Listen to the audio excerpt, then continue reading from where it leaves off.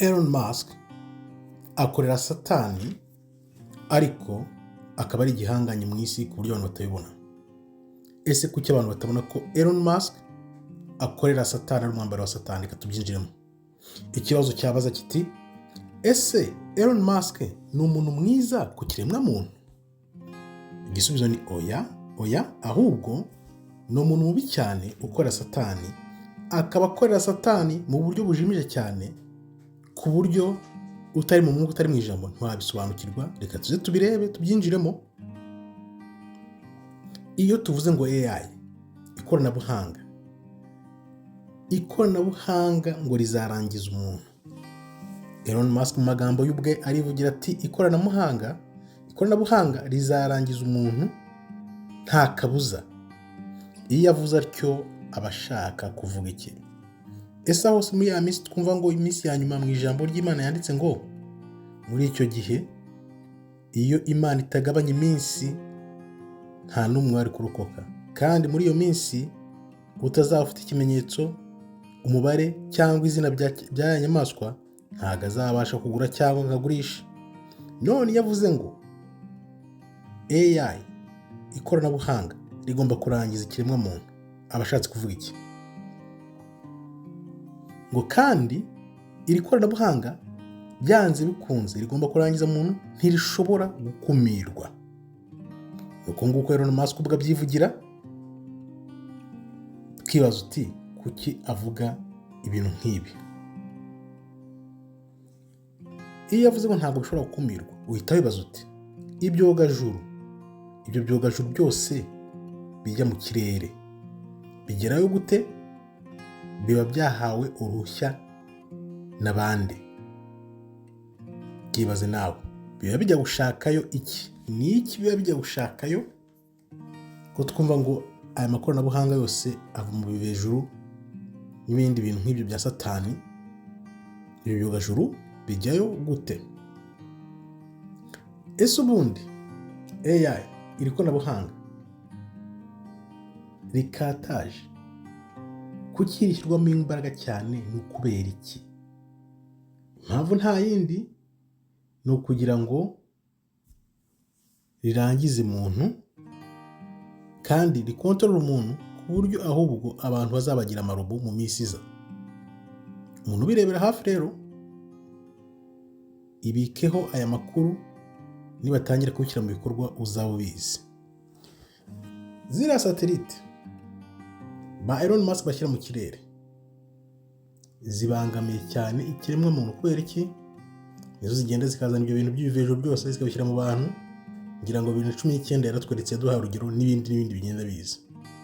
Nawe ibaza impamvu leta ya Amerika ibyemera, bakajya mu mugambi umwe, bose bakaza hamwe bagakora umugambi wa Satani, ariko abantu ku isi bakabashimagiza ngo nibo bantu b'ibihangange, nibo bantu b'indashyikirwa.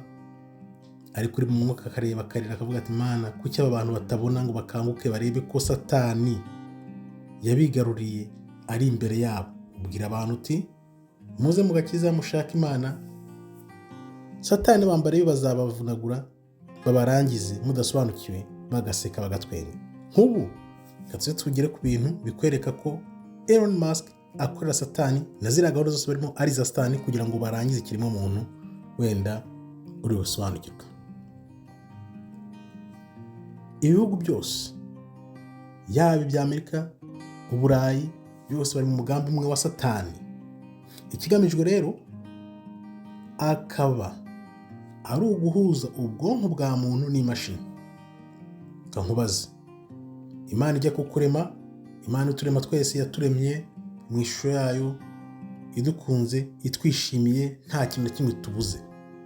Kuki umuntu yicara akavuga ati ngiye gufata imashini nshyire mu bwonko bwa muntu? Ese ibyo bintu biri mu mujyo w'Imana? Kuki Imana itabikoze mu itangiriro? Ubu ngubu abantu akaba ari bwo babona babikora. Urumva ko ni imigambi ya Satani, ahubwo abantu bahamwe amaso batabona kugira ngo babyange. Uzarebe nta namwe bajya bigaragambya bavuga ngo imigambi yose ya Elon Musk n'abambari ba Satani bose turayanze, wagira ngo baba barahumye amaso ntibabibona. Ibi rero bikaba bitwereka ko Elon Musk ari umuntu mubi cyane ku kiremwa muntu, ku bantu bemeye guhitamo umwami n'umukiza wacu Kristo. Urumva ko abangamiye gahunda z'Imana, ashaka kwitambika gahunda z'Imana n'ubuhanuzi, ariko ntibishoboka. Reba imigambi ye yose afitiye ikiremwa muntu. Ninde wigeze wumva ashaka kwinjira mu bwonko bwa muntu ngo abuhindure? Ibi bintu nta kandari nta karabarore, nta hantu byabaye. Ibaze gufata ubwonko bw'umuntu ukabusatura ngo ugiye gushyiramo ibyuma ngo bizajya bikontorora abantu. Ahubwo se ibyo ntabwo bizonona ubwonko bw'Imana yari yahaye abantu? Icyo gihe niba ushyiramo ibyo byuma, uzamenya uzaba ukontororwa nande. Kandi Imana iguha ubwo bwonko bwawe yabuguhaye bwuzuye, budacagase, bwuzuye neza, bukora neza, utekereza neza, umeze neza. Ibyo bavuga ngo bagiye kongereramo ntibizakunangura ahubwo. Iyo rero ubonye ukuntu abantu bogeza Elon Musk ngo ni indashyikirwa, ngo yakoze ibintu byinshi bikomeye cyane, ugira agahinda ukibaza ati Imana, koko ijambo ryawe koko ni iry'ukuri. Wibuke benshi bazakurikira imigambi ya Satani, bapangirwa batabizi, nibyo bizabajyana mu irimbukiro kubera kutamenya. Nk'uko tubisoma muri Hoseya 4:6, ubwoko bwanjye burarimbutse kubera kutamenya. Abantu bazigira abantu ibindeba, Satani akora ibintu amanywa nijoro. Ngatekereza igihe Elon Musk yaziye, abantu bakaba batari bajya mu mihanda ngo bavuge bati uyu muntu ari gukora ibintu bya Satani. Urabona ko ni kwa kundi Satani yigira marayika w'umucyo, kumbi kugira ngo abanangura abantu. Urabona ko ijambo ry'Imana kuko ni ijambo ry'ukuri. Ari igihe tujye twibaza tuti, tukanatekereza kuvuga tuwenda Satani naza gukora imigambi ye, izajya ku karubanda ku mugaragaro, abantu bose babibone, birinde. Ariko iyo usomye ijambo neza ukarisesengura, niyo mpamvu Imana itubwira ngo Satani yigira marayika w'umucyo. Ni ibintu bijimije cyane, birimo ba Trump, birimo n'abandi bantu bose, ku buryo isi barayifashe udakangutse, ahubwo azahata ubugingo.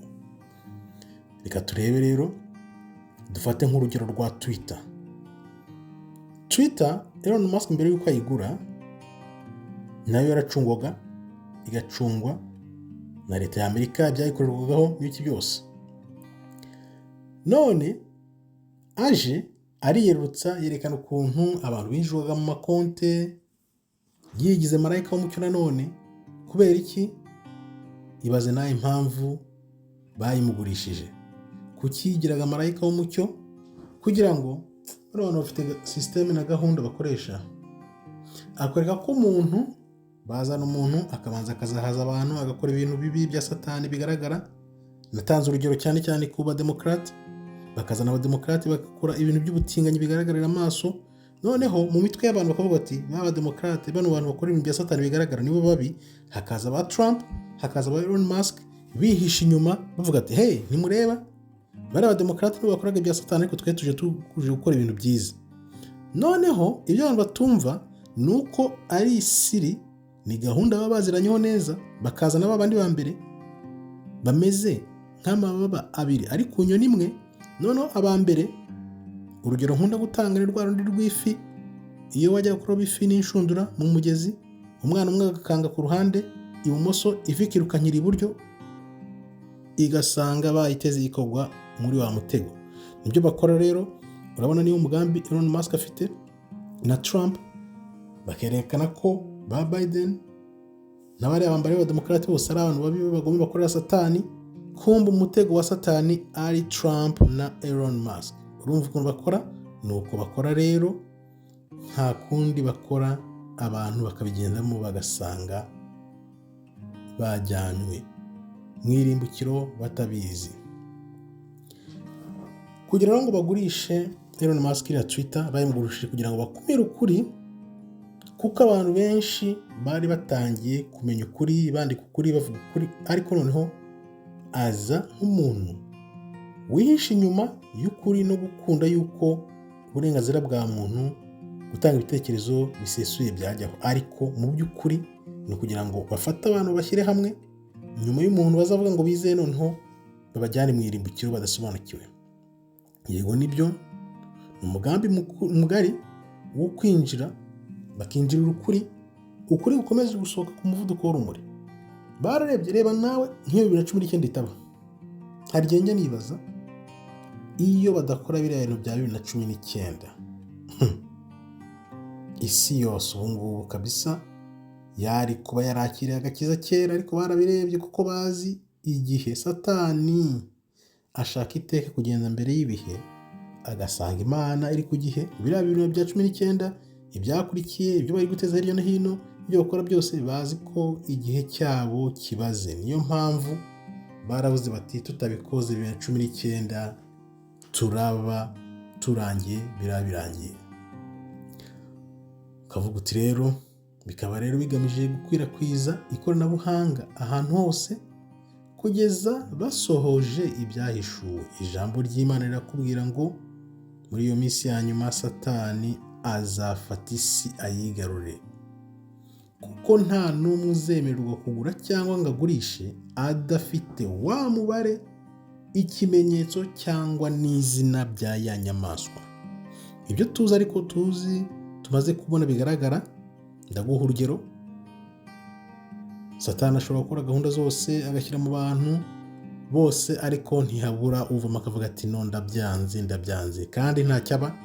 2019 abantu barabyanze, ntacyo babaye. Ni ukuvuga ngo na biriya bintu bazazana by'umubare, ikimenyetso n'izina bya nyamaswa, benshi tuzabyanga, kuko Imana yanditse ngo uzihangana akageza ku munota wa nyuma uwo niwe uzakira.